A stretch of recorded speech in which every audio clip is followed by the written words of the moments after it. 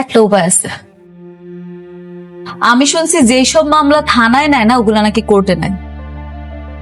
আমি আমার সন্তানের অধিকার আদায়ের জন্য কোর্ট পর্যন্ত যাইতে রাজি আছি। হায় হায়, মেঘলা এবার সরাসরি কোর্টে গিয়ে অনিকের বিরুদ্ধে মামলা করতে চলেছে। শুধু তাই নয়, পরিস্থিতি আরও জটিল হয়ে উঠছে, কারণ অনিকের বন্ধু রাতুল গোপনে প্ল্যান করছে কিভাবে মেঘলাকে বিয়ে করা যায়। কেন জানেন? কারণ রাতুল জেনে গেছে মেঘলা কোনো সাধারণ মেয়ে না, সে হাজার হাজার কোটি টাকার মালিক। এখন প্রশ্ন হলো, মেঘলা কি কোর্টে প্রমাণ করতে পারবে তার গর্ভের সন্তানের বাবা অনিক, নাকি সেখানেও ঘটবে নতুন কোনো নাটকীয় টুইস্ট? কি হতে যাচ্ছে সামনে, চলুন জেনে নেওয়া যাক। হ্যালো ভিউয়ার্স, কেমন আছেন সবাই? আশা করি সবাই অনেক ভালো আছেন। আজকে নিয়ে এসেছি আপনাদের জন্য দারুণ এক আপডেট। জনপ্রিয় নাটক গরিব ঘরের রাজপুত্রের ২১তম পর্বের সব চমকপ্রদ ঘটনা। তাই যারা এই নাটকটি ভালোবাসেন তারা এখনই চ্যানেলটি সাবস্ক্রাইব করে ফেলুন, কারণ এই নাটকের প্রতিটি নতুন পর্বের আপডেট আর রিভিউ সবার আগে পাবেন আমাদের এই চ্যানেলেই। চলুন আর দেরি না করে ঢুকে যাই মূল গল্পে। ২১তম পর্বের শুরুতেই দেখা যাবে মেঘলা কোর্টে যাচ্ছে অনিকের বিরুদ্ধে মামলা করতে। তার একটাই উদ্দেশ্য, প্রমাণ করা তার গর্ভের সন্তান কোনো অবৈধ সন্তান নয়, সেই সন্তানের বাবা অনিকই। কিন্তু অন্যদিকে রাতুল বসে নেই।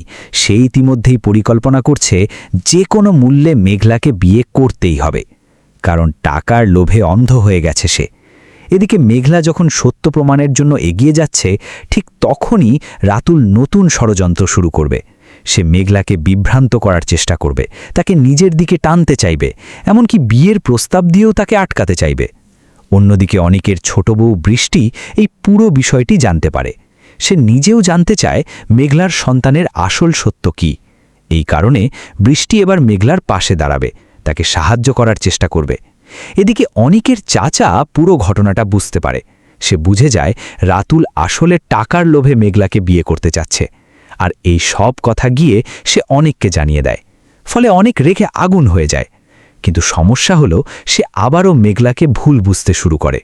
অনিকের মনে সন্দেহ ঢুকে যায়, রাতুল কেন মেঘলাকে বিয়ে করতে চাইছে? তাহলে কি ওদের মধ্যে কোনো সম্পর্ক আছে?